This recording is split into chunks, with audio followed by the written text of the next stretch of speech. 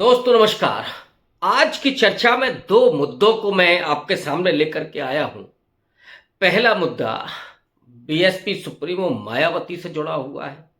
आज उन्होंने दो टूक महाबोधि विहार जो बोध गया का है उसके मुक्ति के आंदोलन का समर्थन किया। और दूसरा मुद्दा बाबा रामदेव नहीं बल्कि लाला रामदेव से जुड़ा हुआ है। लाला रामदेव अपना शरबत बेचने के लिए हिंदू मुसलमान पर उतर आया। इन्हीं दो मुद्दों पर चर्चा करूंगा। जरा पहले चलते हैं मायावती की तरफ। मायावती जिनकी राजनीति के बारे में यह कहा जाता है, कहा जाने लगा है कि अब बीएसपी ढलान पर है। पिछले लोकसभा चुनाव में तो एक भी सीट उसको नहीं मिली और वोट परसेंटेज भी घटकर 9 पर आ गया। यानी दहाई का आंकड़ा भी इस बार वो नहीं छू सके। लेकिन मायावती जैसे ही प्रेस कॉन्फ्रेंस करने आती हैं वैसे ही सारे देश की निगाहें उनकी तरफ लग जाती हैं। ये किसी आश्चर्य से कम नहीं है। मायावती जिन्होंने 2007 में सर्वजन की राजनीति शुरू की, बहुजन से हट करके ब्राह्मणों को तवज्जो दी। हालांकि ब्राह्मणों का वोट सिर्फ 16.7% मिला था। 86 करीब उन्होंने टिकट दिए थे, उसमें से तकरीबन 40 जीत करके आए थे। और इतने ज्यादा टिकट जब कोई पार्टी देगी तो ऑब्वियस है उस समाज का वोट भी मिलेगा, लेकिन ये उससे भी कम था। हालांकि मायावती की जीत का सारा श्रेय गोदी मीडिया जो आज की है, वो आप उसे चाहे अपर कास्ट मीडिया कहें या ब्राह्मण मीडिया कहें, उसने ब्राह्मणों को दिया। और 5 साल तक जो बीएसपी की सरकार चलती रही उसमें कायदे की मलाई हड़पने में वो अंटू मिश्रा हो, नकुल दुबे हो, सतीश मिश्रा हो, वो पूरी कंपनी ही काम कर रही थी। बदनाम उसमें नसीमुद्दीन सिद्दीकी हुए, बदनाम उसमें स्वामी प्रसाद मौर्य हुए, बहुत सारे लोग। लेकिन ये पूरा खेल चल रहा था। और माना जाता है कि मायावती की उस राजनीति का जो विघटन आया यहाँ तक, उसके पीछे उसका मूल कारण यही सर्वजन की राजनीति थी। और उसके बाद उसी लॉबी ने पूरे बीएसपी को अंदर से खोखला कर दिया। आज मायावती की जो प्रेस कॉन्फ्रेंस हुई उसे किस रूप में देखा जाना चाहिए? हालांकि जब कांशीराम जी थे, मायावती जी ने उस समय ये ऐलान भी किया था कि हम बाबा साहब के उस अंतिम उद्देश्य को भी स्वीकार करेंगे और धर्मांतरण करेंगे और बड़ी तादाद में करेंगे। करोड़ों लोगों का एक साथ धर्मांतरण करवाएंगे। लेकिन इसी के समानांतर जो हिंदुत्व की पॉलिटिक्स चल रही थी उसमें शायद उन्होंने वो दबाव महसूस किया और उसके बाद उस पर कभी चर्चा नहीं की। मैं बराबर जिस बात को कहता रहा हूं कि हिंदुत्व का एकमात्र मुकाबला अगर कोई आइडियोलॉजी कर रही है तो वो अंबेडकरवाद है।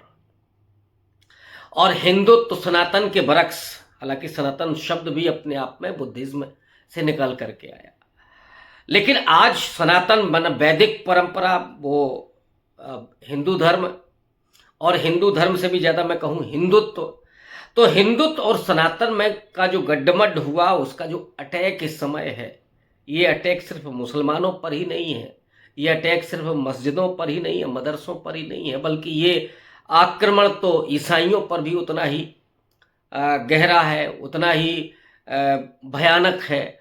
और उससे भी ज्यादा कहीं महीन आक्रमण है तो वो दलितों और पिछड़ों के ऊपर है। चाहे उनके अधिकार का मामला हो, संविधान को खत्म करने की दीमक की तरह चाट जाने का मसला हो। लेकिन इसी के समानांतर मैं बराबर कहता रहता हूं, या अंबेडकर साहब की जो थ्योरी है क्रांति प्रतिक्रांति की, या कार्ल मार्क्स की जो थ्योरी है वर्ग संघर्ष की, आप किसी भी थ्योरी को उठा लें तो इस देश में एक आइडियोलॉजी के बरक्स दूसरी आइडियोलॉजी चलती रही है। और आज हिंदुत्व का मुकाबला वो अंबेडकरवाद कर रहा है, और वो अंबेडकरवाद जिसके बुनियाद में बुद्धिज्म भी है। जहां मंदिरों के जरिए पॉलिटिक्स हो रही थी, मस्जिदों को खाली कराने, कब्रों पर बात होने लगी थी, वहीं पर अब बुद्धिज्म का आप एक आंदोलन देख रहे हैं इस देश में। मैं पिछले 10 साल से जिस चीज को देख रहा हूं, हो सकता है कि ये बात मेरी लोगों को बड़ी आश्चर्यजनक लगे। जो चीज अभी दिखाई नहीं पड़ रही है खुले तौर पर, वो है इस देश में बुद्धिज्म की एक साइलेंट रेवोल्यूशन चल रही है।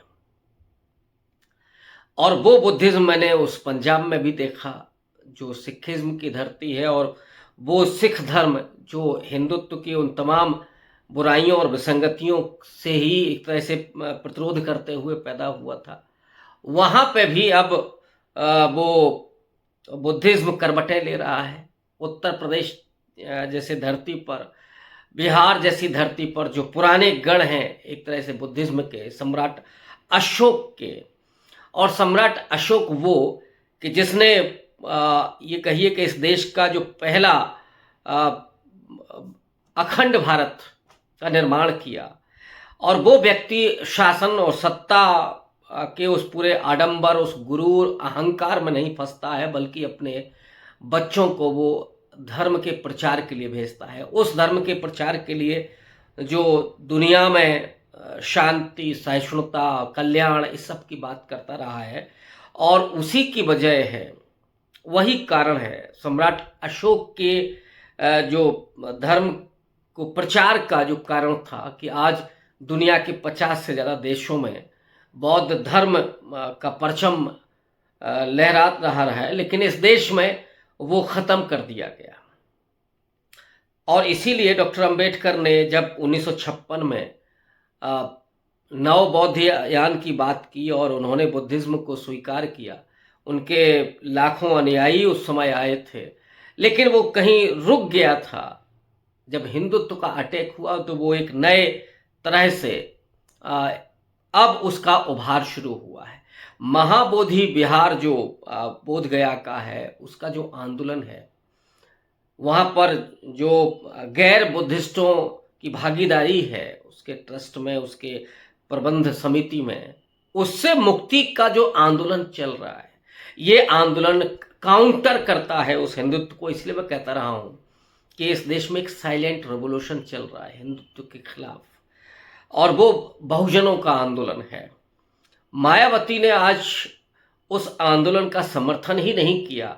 1949 में जो ये एक्ट बना था, जिसके तहत 4 बुद्धिस्ट और 4 नॉन बुद्धिस्ट जो उस प्रबंध समिति में आए थे, उस एक्ट का भी उन्होंने हवाला देते हुए उसका विरोध किया और कहा कि उस समय यह गलत फैसला हुआ था। और आज उन्होंने कहा कि जो आंदोलन चल रहा है, उस आंदोलन की जो डिमांड है उसको पूरा किया जाए। और इसी में उन्होंने वक्फ बोर्ड की भी बात की कि जब वक्फ बोर्ड आप बिल लेकर के आ रहे हैं तो उसमें आपकी जो कोशिश है कि यहाँ पे इनको गैर मुस्लिम को उसमें शामिल कर दिया जाए, लेकिन जब आप मंदिरों में के ट्रस्ट में आते हैं तो राम मंदिर का जो ट्रस्ट है उसमें तो कोई ओबीसी समाज का भी व्यक्ति नहीं है। एक दलित समाज के व्यक्ति थे, अब वो गुजर चुके हैं, वो जीवित नहीं है। उसमें हिंदू ही हैं, और हिंदू में केवल अपर कास्ट हिंदू है। क्या उसमें कोई मुसलमान नहीं हो सकता? उसमें कोई क्रिश्चियन नहीं हो सकता था? वो क्रिश्चियन तो छोड़ दीजिए, मुसलमान छोड़ दीजिए, उसमें कोई ओबीसी, दलित, महिला भी नहीं है कि महिला हो सकती थी। तो क्यों नहीं महाबोधि विहार जो बोध गया का वो है, उसको भी खाली कराया जाए, उसको बुद्धिस्टों को सौंप दिया जाए। ये जो डिमांड है आज मायावती ने की है, वो एक तरह से एक संकेत भी, हालांकि उन्होंने कांग्रेस पार्टी को ज़्यादा घेरा, लेकिन भारतीय जनता पार्टी को भी इस जाति की जो राजनीति है और जो दलितों पिछड़ों को कमज़ोर करने की राजनीति है, इसको भी उन्होंने काउंटर किया। अब देखना ये है कि मायावती के इस समर्थन के बाद महाबोधि विहार जो बोध गया का है, उसमें सरकार क्या कदम उठाती है, सरकार क्या उस पर एक्शन लेती है। दूसरी तरफ आज एक बड़ी खबर के रूप में लाला रामदेव आए, और लाला रामदेव वो व्यक्ति हैं जिन्होंने नरेंद्र मोदी के आगमन के बाद सैकड़ों करोड़ रुपए का अपना बिजनेस साम्राज्य खड़ा कर लिया। वो रामदेव जो कभी साइकिल पर चल करके योग सिखाते थे, औषधियाँ बेचते थे, और तरक्की करना कोई बुराई नहीं है, किसी को भी ये अधिकार है कि वो बिजनेस टाइकून बने, लेकिन जब वो नफरत और झूठ के जरिए अपना बिजनेस फैलाता है तो सवाल उस पर खड़े होते हैं। और लाला रामदेव तो जो कर रहा है, उसने कोरोना काल में कोरोनिल निकल के आया, जो दवा का उसने दावा किया कि साहब ये कोरोना को ख़त्म कर, जबकि कोई टेस्टिंग नहीं थी, किसी को भी नहीं मालूम था कि वो वायरस किस तरह का है। तो ऑब्वियस है कि उसका डोज बनना कैसे संभव है, उसके लिए कोई दवाई बनना कैसे संभव है। लेकिन लाला रामदेव ने वो दावा किया, बाद में सुप्रीम कोर्ट के जरिए और हड़काए भी गए, वो वापस भी लिया। लेकिन जब सैया भाई कोतवाल तो डर काहे का, जब सरकार में नरेंद्र मोदी बैठे हुए हैं और मोदी के लिए प्रचार का काम लाला रामदेव ने किया था, तो फिर डर किस बात का। यही लाला रामदेव हैं जिनके शहद से लेकर के तमाम और प्रोडक्ट में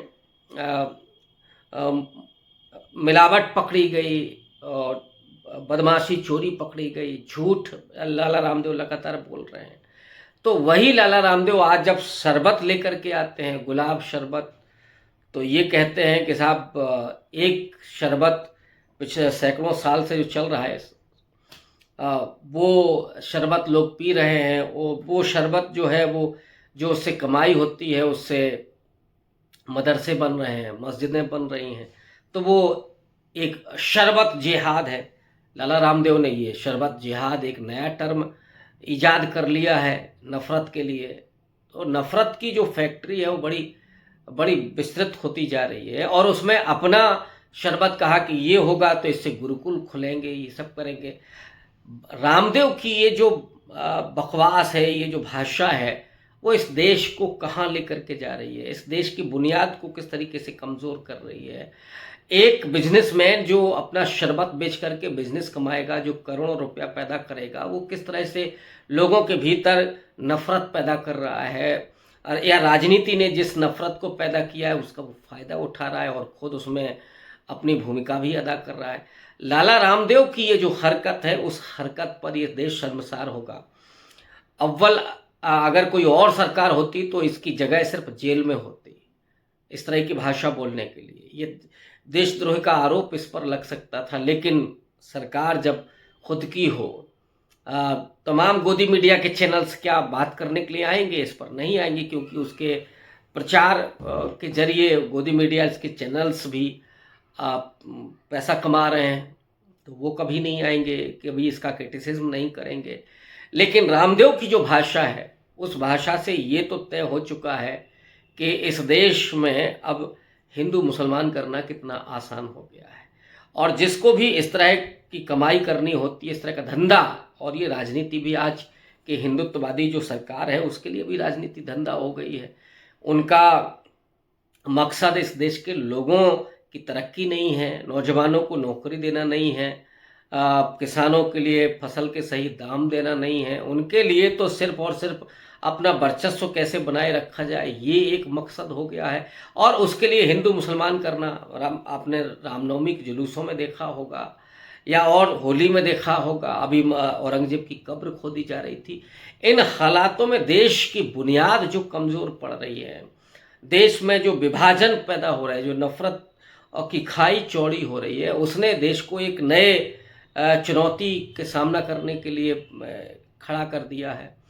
अब सरकार बदलेगी तो उसके बाद इन चुनौतियों से लड़ना कितना मुश्किल होगा, निश्चित रूप से। लेकिन इस देश का जो डीएनए है और इस देश की जो बुनियाद है, इस देश के जो लोग हैं, उन पर मुझे बहुत भरोसा है। क्योंकि आज भी जब तमाम तंत्र बीजेपी के हाथ में, आरएसएस के हाथ में है, सिनेमा से लेकर के और गोदी मीडिया तक, संवैधानिक संस्थाओं से लेकर के और पूरा आईटी सेल, चुनाव प्रचार, आरएसएस, हिंदुत्ववादी संगठन, इसके बावजूद भी अगर वो 40-50% लोगों को प्रभावित नहीं कर पा रहे हैं, 40% पर ही एक तरह से रुके हुए हैं, तो आप समझ सकते हैं कि इस देश के लोग कितने साहसी, ईमानदार, और इस देश के लोग कितने इस नफ़रत को नहीं मानने वाले हैं।